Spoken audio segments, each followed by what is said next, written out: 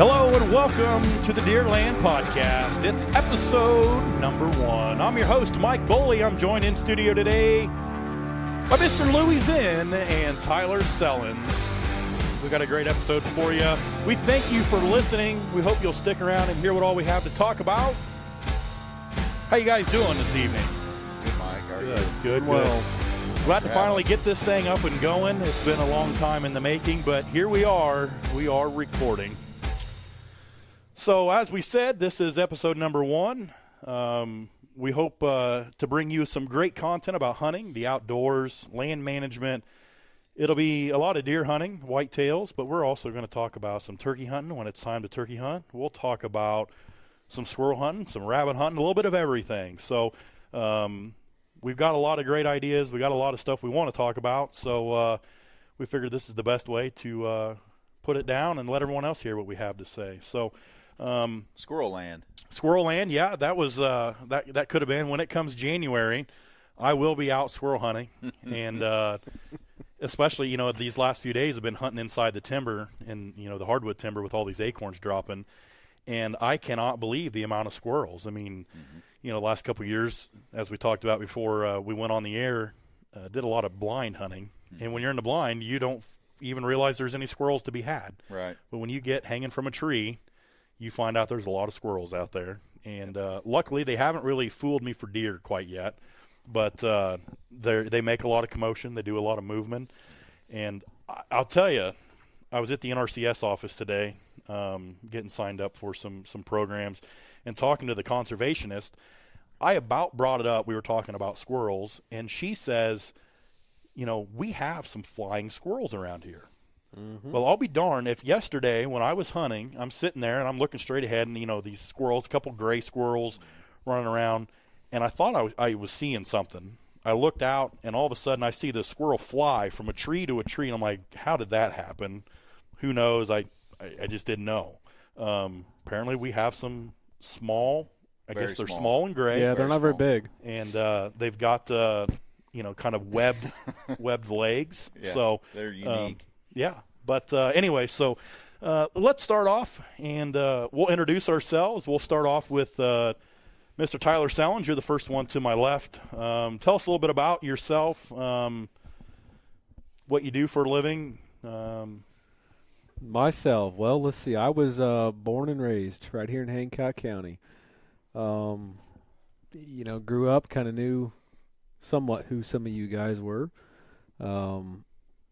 Hunting, fishing, it's been in my life. Dad raised me, in the outdoors, fishing, hunting. I remember going along as a little kid, probably when I was 5 or 6 years old enough to get out and sit still for long enough for deer to come in.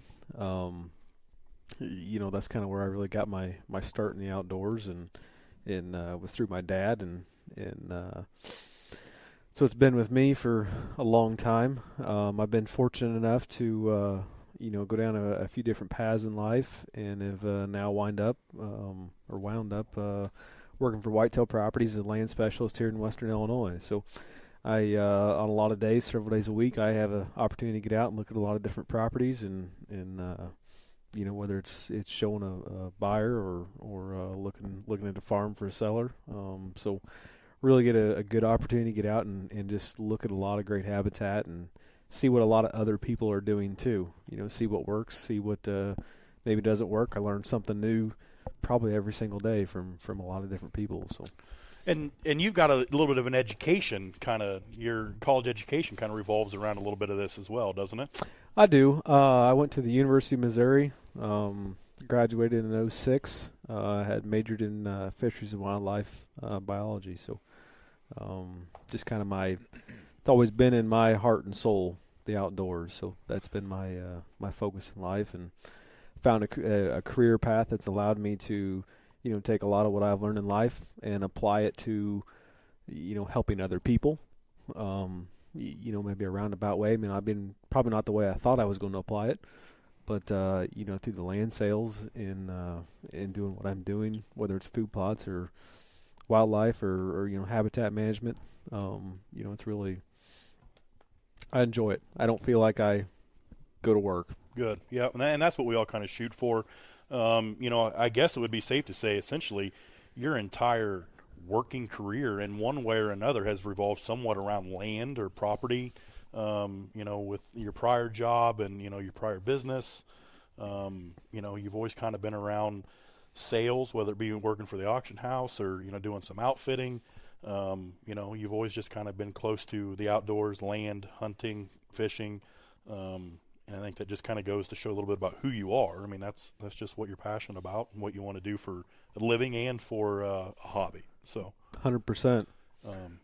Yeah, so we're happy to have you aboard. And what about you, Mr. Zen? Tell us a little bit about yourself.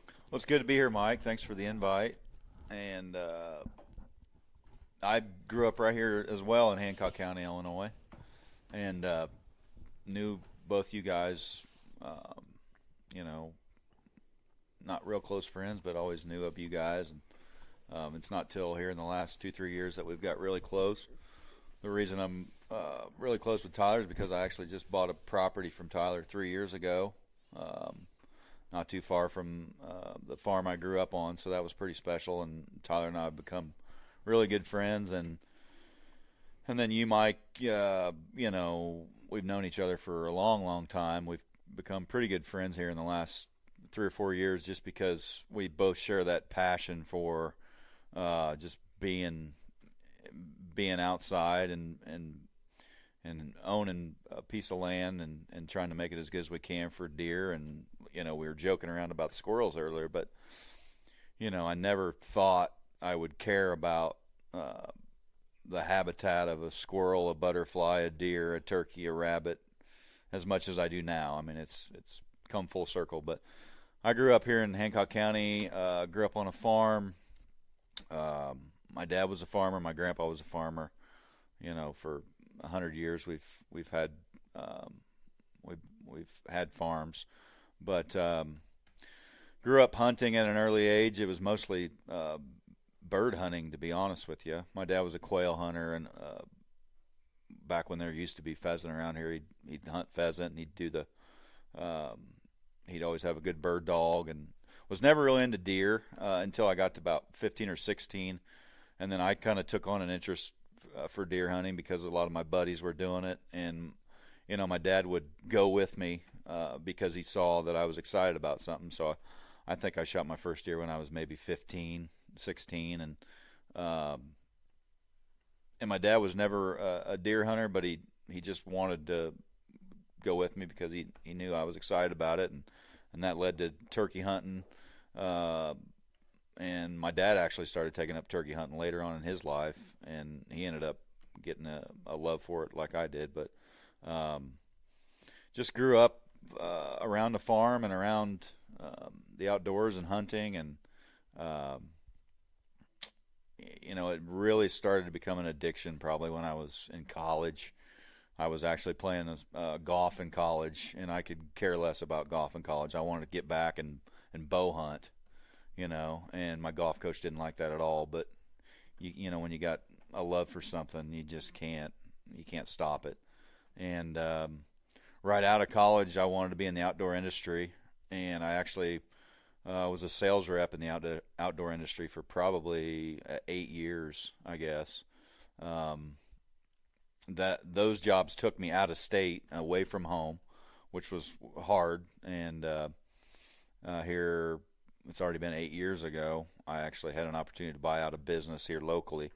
And it's not what I thought I'd be doing, but it's fun owning a business. And I've always liked business, running a business, and learned a lot in the sales part of it, and took a lot of those things into owning a small business. And now I'm back in my hometown. And then 3 years ago, I was able to buy a beautiful property that my wife and 2 girls, we live on the property, and it provides great hunting, and it's been a dream come true. So yeah. Thanks, Mike. So and I guess me too. It sounds like a broken wheel here, but I too come from Hancock County here in west central Illinois.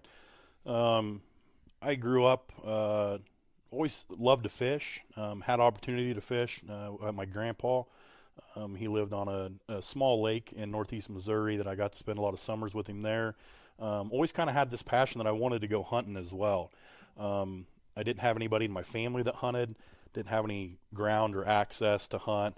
But I always remember when shotgun season would come along and, opening day, half your class is gone, or the ones that are there, they're showing up late in their orange or their camo. And I was just always envious of that and always wanted to do that. Never really had much of a chance to do it all the way through school. And then right after school, I went off to college for a couple years, got my degree in radio broadcasting. Come back out of that and did the radio thing for a little while, realized there's not much money to be had in this kind of a market for it. Got out of that and got into law enforcement, and I've been in law enforcement for the last 15 years almost. So that's my professional life. I guess when it comes to hunting, it's been an up and down road. I was lucky enough to have some permission to hunt with some guys for a few years outside of college, did some shotgun hunting. But, I never learned anything. I went, bought a gun, bought a tag.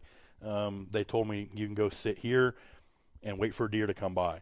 I knew nothing about hunting. Looking back, it was a horrible way to go about it. I mean, I knew safety of handling a weapon and stuff like that, but I knew absolutely nothing about deer hunting other than what a deer looked like. It killed a couple button bucks, I think, those first few years. One of those was on a deer drive. That was something that was really popular. I think they still do it a little bit now, but 15, 16 years ago, a lot of people were still deer driving. So I did that for a little bit, got into bow hunting back then, bought an old Alpine bow from D&E Archery there in Carthage, and shot it, no let off, 100% pullback.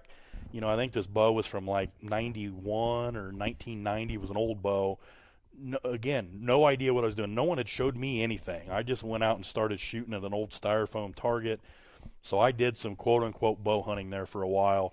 Obviously had no success. And then I lost my permission ground to hunt unexpectedly. So the bow hunting kind of went by the wayside. And a couple years later, my uncle bought a little piece of ground that I had a chance to shotgun hunt for a couple years. Then I kind of lost that for a short amount of time. And I had a couple seasons there where I had tags that I had to eat for the simple fact that I had nowhere to go. I didn't have one tree anywhere that I could just go sit. And I remember thinking, if I could just have somewhere to go sit, I don't care if there's no deer around, I just want to feel like I'm hunting. And that feeling of having nowhere to go, that really started lighting that fire in me to becoming a landowner. And so went a few years there, I didn't deer hunt at all. That's kind of when I actually took up golf and did a lot of golfing.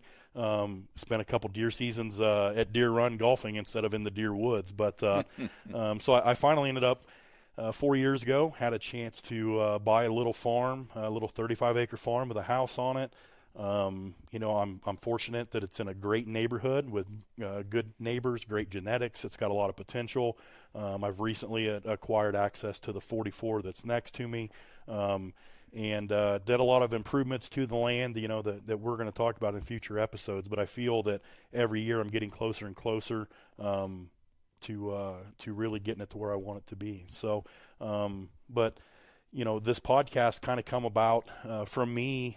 I just had this idea a year and a half, 2 years ago, seeing what was happening with the podcast platform and the podcast media. And I'm a student for everything. I don't have a lot of experience. I don't have a lot of knowledge from my past. So I'm trying to learn.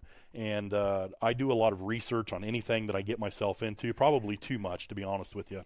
And luckily, these days with the internet, there's a lot of information to be had out there. And so with me having a broadcast background, I love to listen to broadcasts, and podcast is one way to do that. Well, for one, there seem to be very few whitetail focused or Midwest whitetail type focused podcasts to listen to. There's a lot of content out there on hunting shows and stuff, but there was a few decent ones that I could listen to. But it got me thinking, man, I think I could probably find a way to pull this off, but I knew that I couldn't do it on my own. I've got the ability to do the broadcasting to get us to this point, but to be able to draw off of experience and, years of mistakes and, seeing things. I just didn't have that. So I needed some help. And then as the last several years have come about, as, the other guys kind of hit on, Tyler and I didn't know each other really before me buying my farm. I knew his dad. His dad was also in law enforcement for a long time and a very respected guy in our line of work in this area. So I've known him for several years. Then I bought my farm, and I was talking to Walter, Tyler's dad, one day and saying, just trying to get it figured out. I don't know what I'm doing, kind of in over my head. I was remodeling the house at the time, so I didn't have a lot of time to put into it. And Walter said, well, Tyler used to kind of hunt that and, had access to it, so you should give him a call sometime. So I decided to send him a Facebook message. Tyler called me back right away, offered to come out like that night, I think. And we went out, put some boots on the ground, walked the place, learned a lot. I learned more in that 45 minutes than I could have on my own in probably a year. So that kind of got me on the right path, and then we just kind of stayed in touch. That next spring, Tyler took me turkey hunting for the first time ever. Had a great experience there. Again, something that we're going to talk about on a future podcast. But so from then on, Tyler's just become a very good friend, a good person to turn to for advice and guidance. Sometimes I feel like he maybe got me in a little over my head, but when it's all said and done, I'm glad that he did. But and then with Louie, Louie and I went to the same high school. You're a year older than I am. Right. And it's not necessarily that we weren't friends. We just weren't friends, I guess. With a lot of mutual friends, a small town. My class had 43 people in it, I think. Yeah. So we had small classes. And the one thing that I always remember about you is from a very early time, I mean, you were killing big deer. You were hunting big deer. Not many people were doing that. And I remember, in the early 2000s at deer camp, a lot of partying going on and, having fun, which is what it was. But you were always one of those that you were going to put the time in. There was still hunting to be had, and it wasn't just a party session. And you seemed to be successful early on, and you didn't see a ton of that in the early 2000s. Well, I wish you were completely right on that. I mean, there was I wish I would have took it more serious. I remember screwing up a lot of really big deer. When you look back, you wish you would have done things a lot different. But I screwed up way more big deer than I ever killed. And I still think I have this thing where I shoot I might shoot the oldest deer, but normally he's not the biggest. Yeah. I always shoot them when they're on their way down. Right. Yeah. Yeah.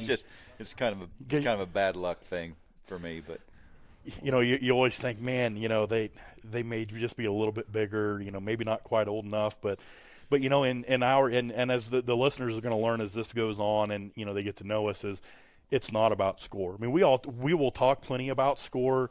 If I shoot a nice deer, I'm going to have it scored just so I know. But it truly, honestly is, for me in particular, it's about age. I want to shoot a mature deer. I want to see him get as close as he can to reaching his potential.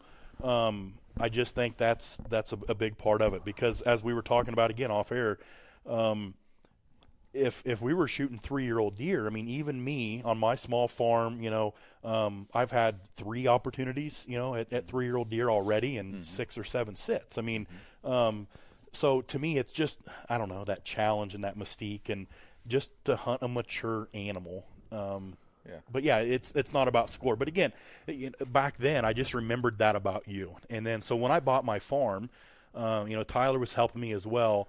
And that first year or two, there were so many times I just about sent you a random Facebook message saying, hey, can I get your opinion, or would you come look at my place? And I just never did it. And then I think it was probably kind of after you and Tyler kind of got hooked together, and then we all started kind of talking, and you still haven't come see my farm yet, but I need to do life that. Just gets in the way. But Hancock County's big. Yes, it is. You start surrounding yourself with. I mean, that's what I did at a young age. Was I surrounded myself with guys that were shooting way bigger deer than me, and then you learn from guys like that. My uncle over in Iowa, he's got giant deer on his wall, and he got me started bow hunting, and he you shoot a deer that you think's respectable, and then you look at and then he comes out and helps you drag it out, and then he kind of says, it's a good deer, but it's a good one to start off with. and you kind of just work your way up and learn from the guys that you always look up to and respect. And a lot of times, I mean, it's I'm a big believer in it's age over score. It's not always about the score of the deer, and sometimes I think there's too many people that get too wrapped up into what that score is. I mean, whether you're here in the Midwest or you're in the the deep South or the East or wherever you're at, everything's relevant to the area.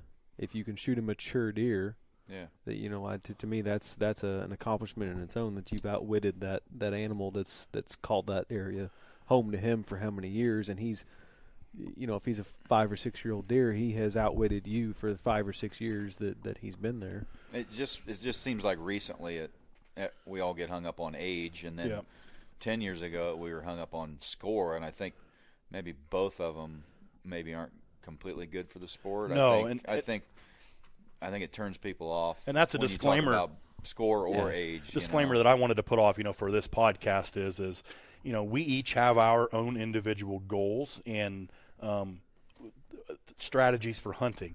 However, if we have a guy in here that his farm or his goals or whatever his goal is to hunt a 3-year-old deer or a 2-year-old deer, whatever his goals are, as long as he is happy with his goals, he's able to achieve his goals, and he enjoys the sport. That's all I care about. The only time that I differ from that is if I have this guy in here and I'm talking to him and he's complaining because he just can't ever kill anything over than a 2.5-year-old deer, but every year he's killing a 2.5-year-old deer, that's when, if your goal is to kill an older deer, you have to be able to let those younger deer walk. But I'm not going to look down on anybody that sets their goals for their own, objective for their season, and that's what they go out to try to attain. Shoot what makes you happy. Yes, without a doubt. If that's your goals and you're happy with them, so be it. Yeah. That's each is our own here. So yeah, I think that's something I want people to know. I don't want people to think that we're only here to shoot 160, 180 inch deer. That's not our objective. We were looking at a deer that Tyler shot last year shotgun season. They score 130. Yeah, maybe. Old deer, busted up a little bit, just an old mature deer, and didn't think twice about him. Seen that deer come out, and that's a mature deer, and I knew what deer it was, and I was happy to take him. And the prior year I shoot 181 inch deer. Yep. And the next year I shoot 130. So right. It was it wasn't a score thing. And It was an age thing. Knowing that deer was mature and that I'd had outwitted him. So. And it's not your typical 130 inch deer. It's not your 130 inch 3-year-old. This is a 130 inch 6-year-old that's got a lot of mass and short tines, and so he's 130. Old deer, so you look at him and you think, man, that's a little deer, but he was mature and he was old, and that's, for us, that's how we get our satisfaction or our gratification out of our season. And and it's been tough for me. I'm sitting here at the Sellens household, Tyler's parents, and there's some very nice deer on the wall here in the basement and upstairs as well. And myself, I have 2 deer on the wall. One that's only got half a rack. First mature deer I ever seen in the timber. Didn't realize his right side was busted up. Shot him. He's a 75, 80 inch deer. He's not much, but I was proud of him. I'm still proud of him, and that's why he's hanging up next to my first bow kill. That happened the first full bow sit I had on my property, which again we'll get into in a future episode. But he's a 150 inch deer, just a nice wide short 10-pointer. That I'm very proud of, but I haven't shot a buck in 3 years since then. October 9th, 2015 is the last buck that I've shot. That's so beginner's luck for sure. Yeah, that's an understatement to say the least. But looks like you got some good ones this year, maybe to hunt. Yeah, and so over these last 4 years, I've changed a lot on my farm. I had about 9 acres tillable that was always in cash rent. A few years ago, Tyler tells me, man, you should really look into doing some CRP, some bird buffer. You could put in food plots. And at this time, I had never touched a tractor, an implement, a PTO implement, had never grown so much as a tomato plant. Nothing. I didn't know what I was doing. Well, and Mike, to my thought process on bringing this up to you was more of the aspect of knowing what you were getting for income off your 9 acres, knowing that you could probably enroll some of those acres into CRP, half your acres, Right. and make the same amount of money, and still have another 4 acres now, 4.5 acres left to do as food plots on a farm. Yep. I mean, you basically have 10% of your farm that it can be food. Right. Which is, a lot of places is hard to do. I mean, 10% of any farm is and whether it's 40 acres or 400. I mean, that's a lot of. And there's not a ton of food plots around. There are some standing grains that's left, some clover here and there, but at the time, when he first brought it up, I'm like, there's no way. I don't know what I'm doing. That's a heck of an undertaking for me. I kind of just brushed it off. And I think it was maybe the next year you brought it up again. We got talking about it again, and I'd had another hunting season that, when you own a small tract, it's a great neighborhood with great genetics and some good deer, but your window to get on them is pretty small because once the crops are gone, there's a 2 or 3 week window where they have a reason to even come to your farm. And once that's gone, that meaning the rut, you still catch a straggler here and there, but when you go out and sit and you're looking at, 9 acres of picked crop fields that have been picked clean by shotgun season or second shotgun season, even first part of December, you're thinking, all right, well, this is going to be a long last month and a half, and it's a part of the season that gets overlooked by a lot of people because I think a lot of other people in the same boat. When you lose that food, the deer, once the rut's over, the deer have to listen to their stomachs. They have to. And a lot of people, if you don't have that food, you quit seeing deer on a regular basis in daylight. So I think I had another season that was kind of tough, had a lot of action through the rut, a lot of good sightings, a lot of good trail pictures. I started realizing I'm going to have to do something different. So I kind of said, all right, I'll do it as long as you say, you'll help me and just kind of at least guide me through some of this. Went to get the process started, and it took a little bit longer. We weren't able to get it through that first year, and then finally this year we were able to get it ready. But in the meantime, I went out and bought a used tractor, a bunch of implements, essentially everything that I needed to put in food plots, and we did it this year, and I had great luck actually. Looking back, I don't know that I'd say we did it. Well, I would say, Mike, that you've done 99% of it. I did. I've probably been there on the phone to give some yep. guidance, advice, or anything like that. But hands down, you've done everything that's out there. And I did. I surprised myself. Like I said, I didn't even know how to operate a tractor, and so I did. You come out and help me get my bush hog hooked up the first time because I didn't know how to set up a bush hog or operate it or adjust it. You got that planter. Yep. I think I came out and planted a few first couple rows of beans. Got and I me said, going with the planter. Looks good. The depth's good, and have at it. Yep. And, and so this year it was a lot of learning. I mean, you'd done some food plots and stuff before, but not quite as big or as serious as we started to do them this year. And so we learned a lot together, with herbicides and, weed control and planting times and planting methods and fertilizer, just all sorts of stuff. We did a lot of talking, just a lot of phone time, a lot of, kicking ideas back and forth. My plan has kind of been driven from several different sources, doing a cover crop program in my standing beans. It's kind of based off of what Grant Woods is doing with the Buffalo Blend, that type of a system.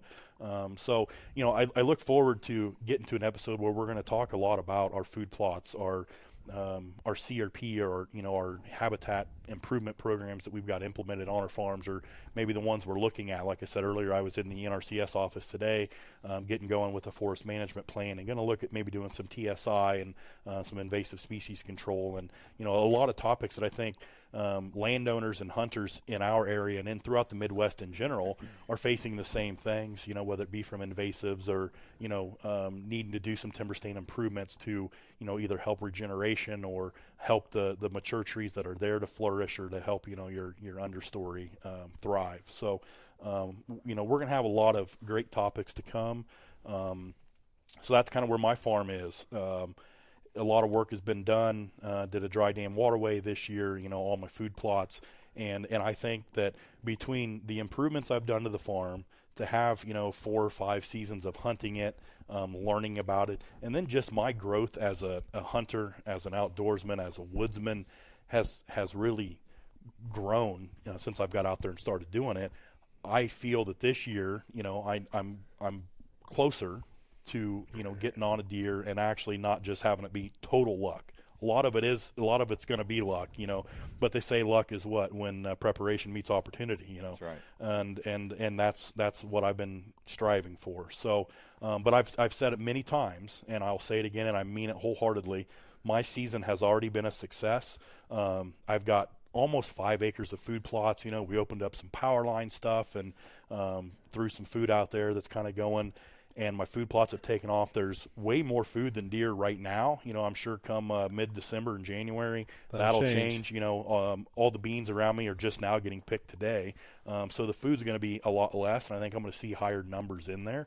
But my season has been a success because it's not about the harvest for me. It just truly isn't. I would love to kill a nice mature deer this year, but if I don't, I'm fine. Whereas the last couple of years before I implemented this, I would get so frustrated. I would get down. I felt like I was at such a rush that I had to get a deer killed, because if I don't get it done by the rut, I may not see another one. And now, I don't know what's going to show up. And my cameras have been showing that good deer showing up early in the season, right at, legal light, or sometimes, in broad daylight. And I've got new stand placements. I just feel that I'm in a better position. I'm hunting smarter, using the wind more, kind of watching my scent a little bit, but really playing the wind. My entry and exit on a small farm with limited access, that's another tough thing that, will be a great podcast topic sometime, is talking about getting in and out on these farms. So I'm excited for this year. And I still get excited for gun season too. I know some people say, some bow hunters don't even gun hunt, but I do. I don't know. I think it was all those years I never had a chance when I was younger. I still do go to a little bit of a deer camp. There's just a few of us anymore that show up. It's kind of routed on down at this point, but I look forward to deer camp every year.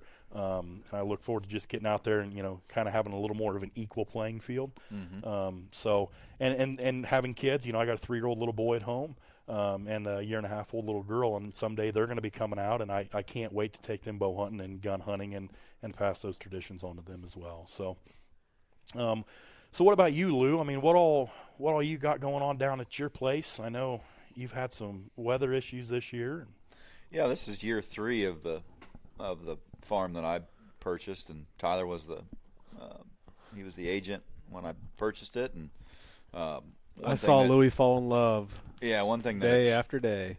I was familiar with the area before I bought it, and I knew it was a good area that had a lot of potential, and I knew a little bit about the property, and then I walked it, and the first thing that comes to mind is just how much habitat and how thick it is. It's not a beautiful state park setting at all in the timber. It's thick, nasty, which equates to being able to hold a lot of deer, and just a lot of bedding, a lot of browse, thermal cover. There's cedar thickets, which I love in late season. They stack up in those cedar thickets just to get away from the cold and the wind. And there's a giant field right in the center of the property that I've utilized and put a lot of food into, and access is pretty good.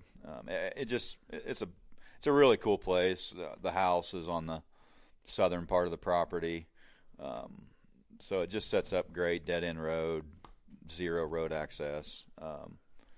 It's just an awesome place. But I'm on year 3, and every year you learn so much just about the property. You think you know a lot about how you should go about things, and then it takes a lot of different times out in the field to see how the deer are going to move through it. And you move blinds, it seems like 100 times, you move stands 100 times, you move your food plots, and you start to get it. I'm on year 3, so I'm starting to get it, and I'm starting to see the herd get back to where it maybe used to be 10 years ago. That area got hit with the HD, like many of the areas around west central Illinois, southeast Iowa, northeast Missouri. So I'm starting to, I've got a great crop of a nice 3- and 4-year-old bucks. I wish I could say I had a lot of older 5- and 6-, 7-year-old deer. I just don't. I mean, it's just the reality. But the old adage, I ran into, we look up to a lot of guys in the industry, and a lot of them are TV personalities, and I really believe that most of those TV personalities are some of the best hunters in the world. And a guy I looked up to for a long time was Greg Ritz. I ran into Greg at Farm and Home Store here locally, and his farm's not too far from us. And I told him, I bought a farm, and I followed his story because he bought a farm not too far away. And he's like, man, you got to give your farm 4 years before you can expect any results. So I'm on year 3. Year 4 is next year, and it's proving to be accurate. I've got several 4-year-olds that are going to be nice 5-year-olds next year, so it's proven to be accurate. And hard work does pay off. It absolutely does. I've been out maybe 3 or 4 times. It's October 20th, so it's kind of the slow period. A lot of people call it the lull. I'm not for sure if that really exists, but all I've seen is just a lot of deer and a lot of 1- and 2-year-old bucks. I've not seen anything over. I guess me and Tyler, that first night we sat in the banks blind, we saw a 3-year-old, maybe 3. He could have been 2. Yeah, he was 3-year-old. I mean, he was a solid deer. Yeah. I mean, he's gonna be a good one. Yeah, another year or 2. We were just talking today that we're on Instagram, Facebook, so we know when the guys are shooting big deer, and it's amazing every year. Drury, the Lindsays, Winky, Lakoski, Kiski, Jay Geiger, they're always shooting good deer during the lull, what most people call it. And it's not they're not hunting this magical place. They've got great properties, but I think it's a testament of how good they are at managing the places they hunt. And that goes a very long ways. And I was just seeing an article somewhere, I didn't read it, but it was essentially debunking the October lull. It was a GPS collar study that had been done in Wisconsin or somewhere up north, and just tracking deer movement. And obviously I always kind of just believed in the lull because you heard everybody talk about it. What I have found in just my own experience these last few years of hunting hard is the cold fronts. You get a cold front to come through, and it really does get the deer moving. But as we talked about last night, when I went out and sat this new stand, I hadn't hunted this part of the farm at all. And again, getting smarter with how I hunted, putting a lot more thought into it. I had noticed last year, especially during the rut, that there was this one spot where these deer were going in and out. It was kind of a low area. And I figured, all right, next year I got to sit there. So I went and put a stand in, and I just didn't have a good wind to hunt anywhere else. I've only got 2 stands and 2 blind locations. Banks blind locations is all I'm going to have. But when you have a small farm, there's a big part of it I can't safely get into and out of. I used to hunt it, but if you would get in safe without bumping deer, you had to walk all the way across your open field or through the timber, and the deer were always just too close. And personally, I don't want to bump deer. And I know that if it's not the deer you're hunting, it's not as big of a deal, but it's just a goal that I set to myself to try to get in and out without bumping deer. I want them to feel as least pressured as possible. So this stand here, I went out and raked a 100-yard path all the way to it, cleared all the timber, raked all the leaves. Now, granted, the acorns and the leaves have started to fall, so some of them are there, but I can get in it. I got in it great. Got in the stand and, got the ozonics hung up and my bow hung up and everything set up. And then a deer jumped 15 yards in front of me, had been bedded, but I had gotten all of that done. And I don't know if, maybe something clanked or just something spooked it. It didn't know what was going on. The wind was good. So I'm like, all right, now I know I'm in the right spot. And throughout that evening, I ended up seeing, 3 bucks, one 3-year-old one that I think is probably 4, but he's busted up on one side, but he looks like, he's got some maturity to him. But they were all in the timber and all eating acorns. And I could see a good chunk of my big field, which is in food plots, clover, standing beans, and then some greens mixed in with the standing beans, oats, triticale, and winter wheat. And so there was green and grain out there, and I didn't see a single deer out in that field last night, but I did see 5 deer, 2 does, 3 bucks inside the timber, within 30 yards of me, all eating acorns. And it was October 18th. It wasn't even a cold front necessarily. I mean, it was high pressure, a decent wind, a high pressure, and still below average temperatures, but we've had some very cold weather. I think yesterday morning it was like 32 at 7 in the morning, and then it got up to 61 or 62 when I got to the stand. So, if there was a lull, that would be the time. But the bucks were still moving, the deer were still moving. They have to eat. And from what I've gathered and, trying to learn as much as I can, the closer you can get to the bedding, you're going to see the deer movement. They have to eat every, 3 or 4 hours, I think. They're going to stand up and eat something. But if you're just hunting a destination food plot or destination food source, a big field or something, you're probably not going to see them in daylight because they're not going to be up super early if the weather's 60 degrees and sunny. But they're still going to move. So it just depends on where you're at. But, the whole October lull thing, I think, the movement is different compared to what it was maybe in September. And it's also going to be different than what it is the first 2 weeks in November. But they're still moving and they're still out there. And I still think if you have a good wind and you can get in there and hunt, man, just get out there and hunt if you can do it. So if you're trying to save brownie points with your wife or something, maybe wait till November 15th instead of October 15th. But if you have the opportunity, get out there and you just never know. So That's right. That buck I killed in 2015 was October 9th. I mean, but a cold front had come through, went from like 80 to 60. And I'll never forget the next year watching all the hunting shows, the amount of hunting shows where other people killed deer on October 9th that year before, because throughout the Midwest, a big cold front moved through and it had the deer up and moving. This was a deer I had never seen before and didn't have any pictures. And as you'll soon learn about me, I have a lot of trail cameras for a little bit of land. You got one per acre, or is it one per 3 acres? Okay, essentially. that's what I thought. You get a pretty good idea what's out there. I do. I mean, you pretty much got them documented from the time they come on the farm to the time they leave the farm, and everything in between. This year, I've changed my camera strategy a little bit this year. I've really focused them on the areas I'm going to be hunting because I've got 2 stand sites that I've never hunted before. One of them we cleared out the power lines and put a little food in there, so I thought they were moving through there, but I wasn't sure. So once I figured out they are, and now I've got just separate angles. I mean, I've got from my stand that I'm hunting by that power line plot that I think is going to be my best chance this year, I have 5 cameras within 60 yards probably. On just one opening, I've got 3, but I got a couple just on some scrapes, and I kind of got one showing, the opening. But when I'm using them to learn the deer movement because there's only so many hours in a day. I can only hunt one spot. I'm the only one hunting there, so I'm using them to scout for me a little bit too. And the big part of the farm that I'm not hunting, I just don't have cameras in there. I used to run them, but then I would go walk through the timber and usually kick up deer when I did it. So now I'm just kind of, you say the sanctuary thing, and I don't know. I don't get into it that much because I use my farm. I'm out there. My scent's going to blow a little bit everywhere. But if there's a spot that I don't have to go into during deer season, I'm not going to go in there.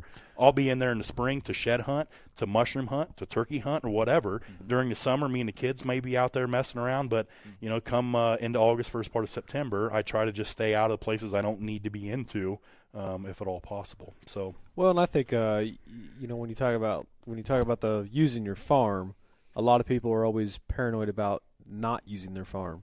So the pressure is relative to what you put on a daily basis and what the animals are used to. So if they're used to, Mike, you being out there every other day and, you get out on the side-by-side of the tractor and you're not doing something, they're used to that sort of a thing. But, if it's something that you don't touch your farm till October 1st and all of a sudden, hey, what's this tractor and side-by-side doing out here? That's not normal to them. Right. So if they're used to that sort of a thing, that's going to help you in the long run. So consistent pressure is a good thing, actually. And I remember when I was looking at the farm I ended up buying with Tyler, I think I said the statement, it would be great to buy this farm and live on it, but I'd have a hard time staying away from it and letting the deer be. And I think you're like, I don't think you need to do that. I think you need to go out in there and do whatever you got to do, and I think the deer are going to eventually adapt to what you're doing and run your chainsaws and run your tractors and get them conditioned. And that's exactly what I've done. I mean, you can buzz through the woods on your Ranger, your 4-wheeler, your tractor, and a lot of people will be like, well, there's no deer around here. We don't see any deer running. Well, there's the deer in there. They're just not getting up and running away because they just know you're coming. I did that the other day. I was checking some stands and I went through the woods and I stopped and had a tree over a path, and I got the chainsaw out and cut the tree up. You know, I didn't cut it up, but I just, you know, cut a log out and moved it out the side, went on, and I come back through where I'd just been not 15 minutes ago, but I took the alternate path up, and it's not 20 yards up, and I go up, and there's another log over, and I stop the side-by-side, and I look up, and there's 3 does that jump up. They're 30 yards in front of me. Mm-hmm. So they watched everything I've done for the last hour. They didn't care. It was normal to them. So yep. That's you know, I mean, I guess I always tell people, don't be afraid to use your farm. You know, they're going to get used to it and know what's normal. And if they hear you coming on a side-by-side or a tractor, that's just the norm to them. So well, you know, for a lot of us, I mean, it's a big investment, and you know, I'm not farm poor, I guess, where, you know, my family goes without because I have hunting ground or, you know, ground. But, you know, we did make sacrifices, you know, and same with Louie. I mean, our houses are smaller than what they were. If we just, you know, took money and bought somewhere in town, we could have a big giant house.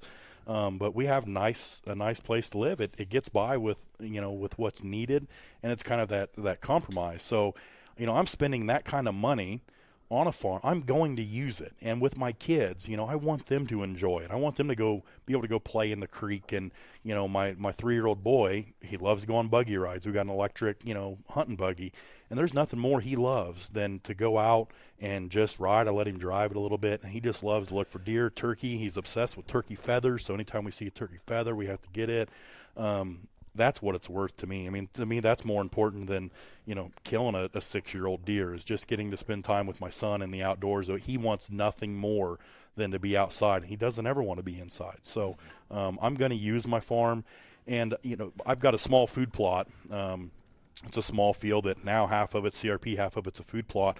And all through the north side of it is real thick, you know, nasty invasives essentially, but it's good doe bedding cover. And I've got this one doe. She's double throat patch deer. I've seen her every year. I just can't bring myself to shoot her. And she comes out there every single day and eats.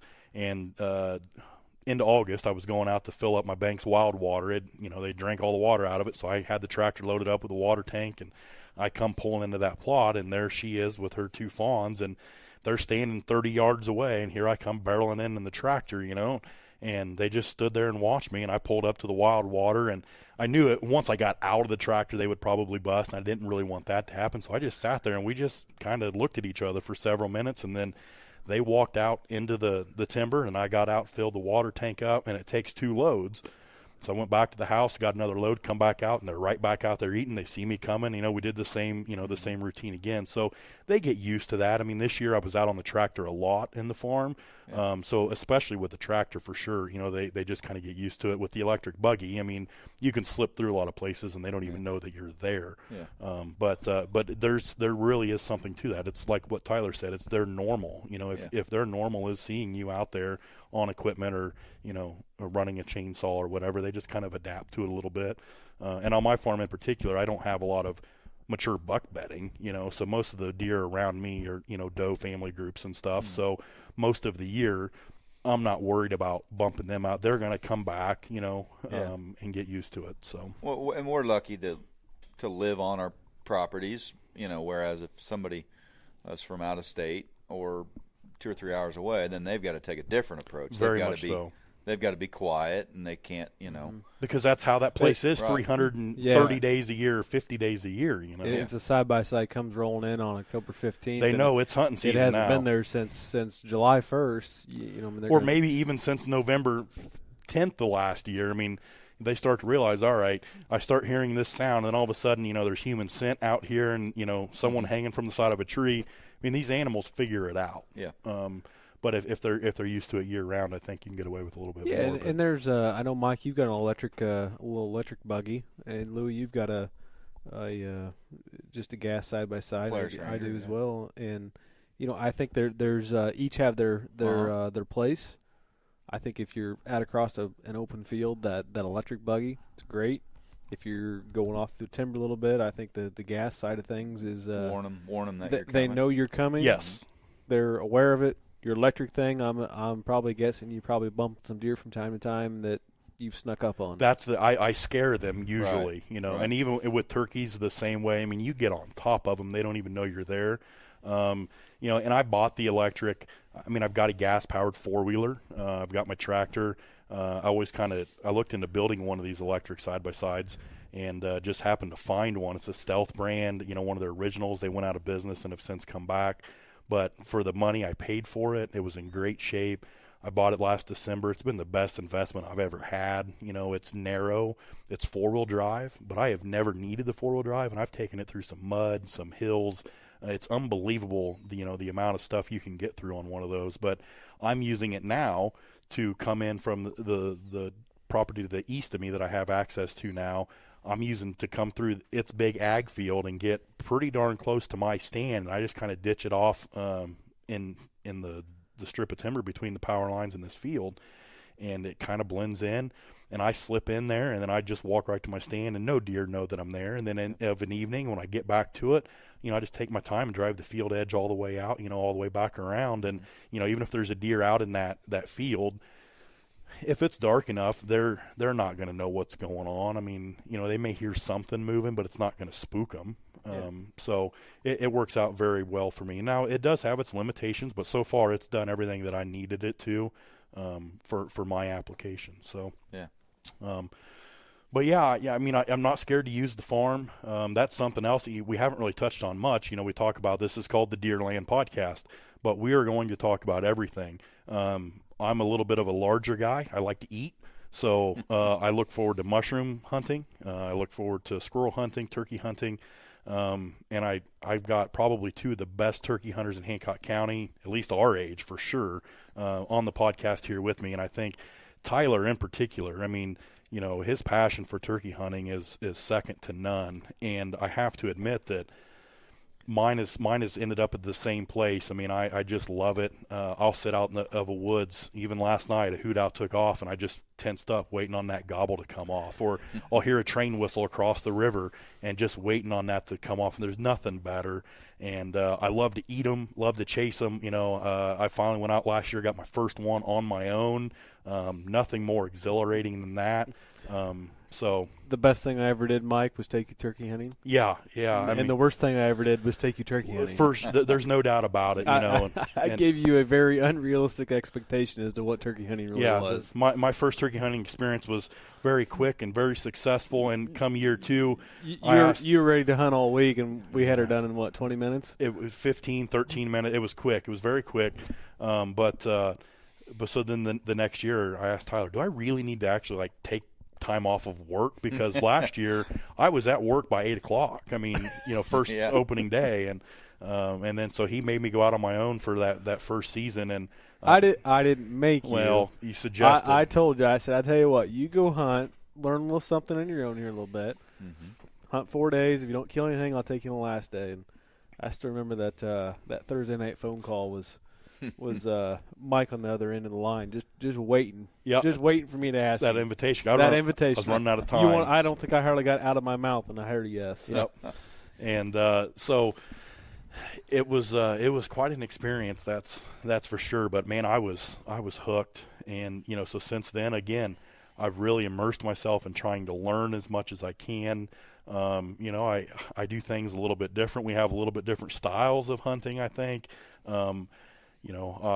I feel sorry for your wife that she has to hunt with you, because we do hunt a couple times together, and it can become frustrating because you're very passionate about what you're doing. I'm a run and gun kind of guy. Yeah, and I mean you get riled up in this past year when we only went out a couple times, and we got onto one, and I had been chasing these birds for 5 days, and I'm thankful now that I have enough land ownership that I qualify for landowner tags, and so I was able to hunt quite a while, and I'd been after these birds for 4 or 5 days in a row, and they were a step ahead of me back and forth, and we pretty much had them pegged, and I had watched them walk out of the timber in a different spot enough that I knew where they were going to come down. So Tyler comes out to help, and we meet up.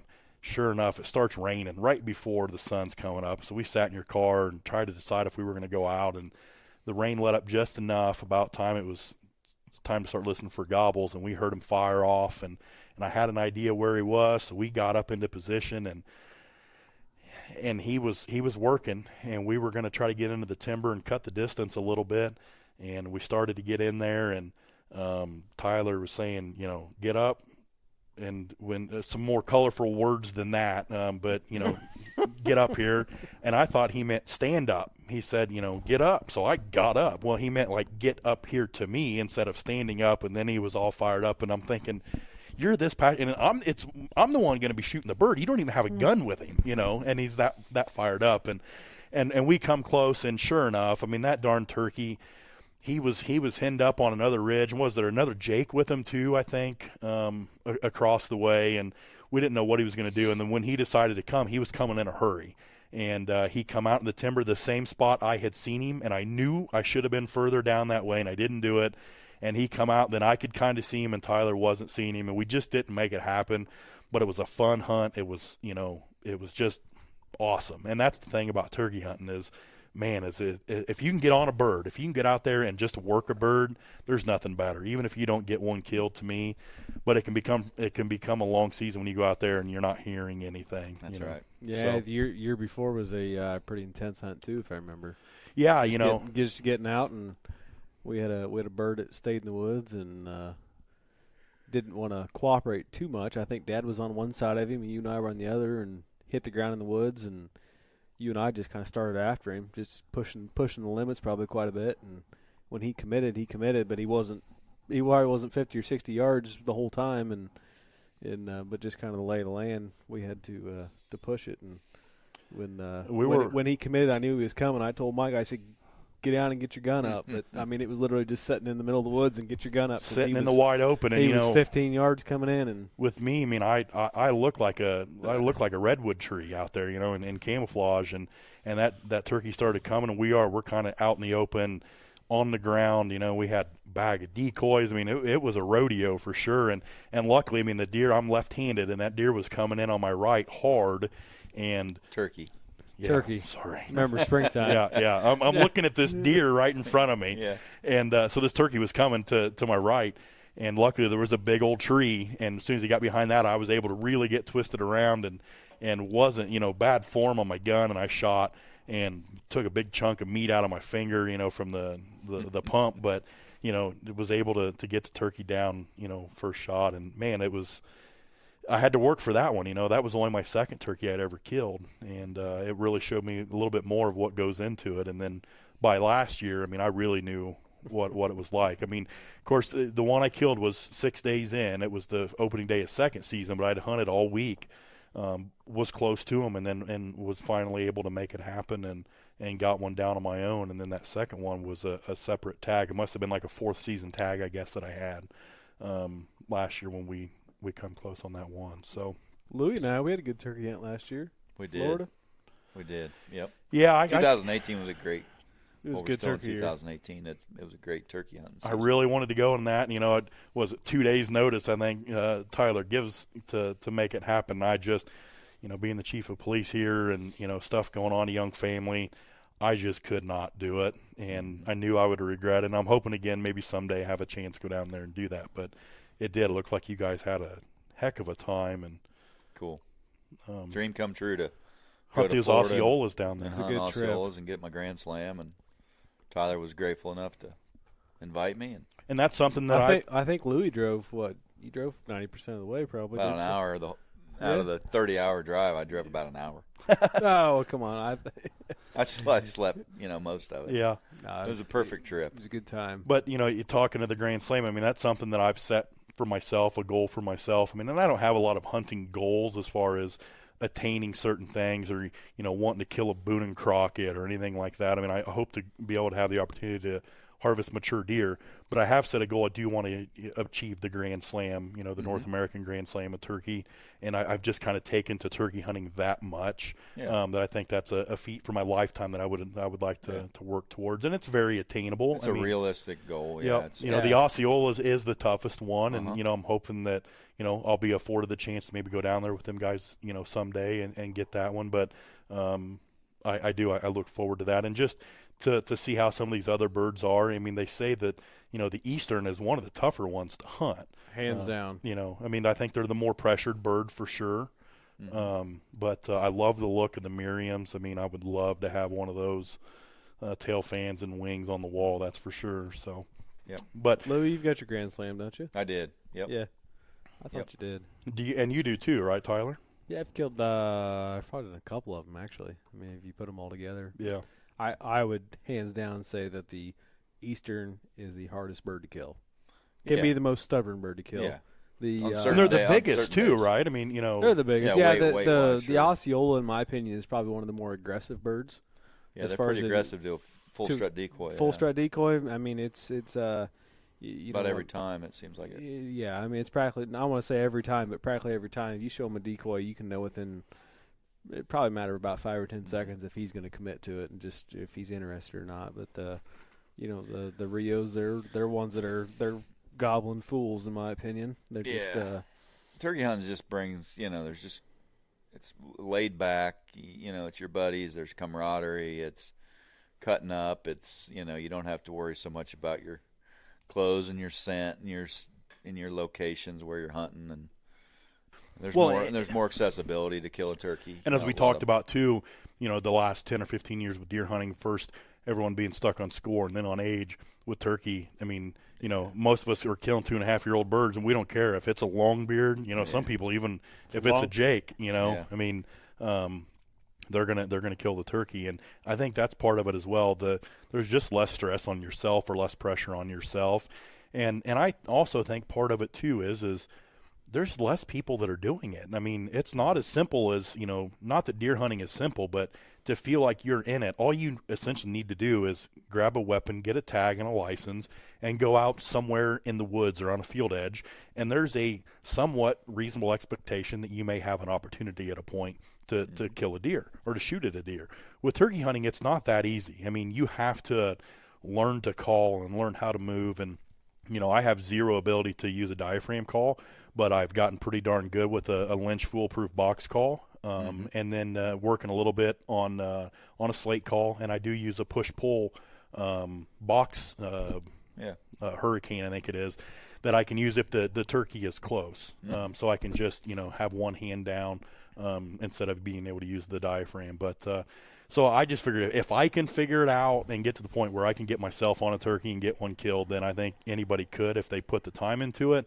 But it's not that it's something that everybody does. So I think that's something else that makes it a little more enjoyable. Yeah, probably a little bit easier to get permission to hunt places. For sure. So that's our second passion, and I think when springtime comes around, you're going to hear a lot of our conversations transitioning to turkey hunting. But even then, I think we're going to have a lot of food plot topics that we'll be talking about because come April, we'll be getting ready to get beans in the ground before too awful long. You going to do corn next year, Louis? Yeah, I think if I do corn, it's going to be. It's going to be a little bit further off the edge of the bedding, and it's going to be a little bit more. I just found out, to keep the coons and the deer out of it enough to make a pretty good yield. It's tough. I mean, they just devour it. Not a yield to take to the elevator, but just a yield, just for food to be left for deer. Yeah.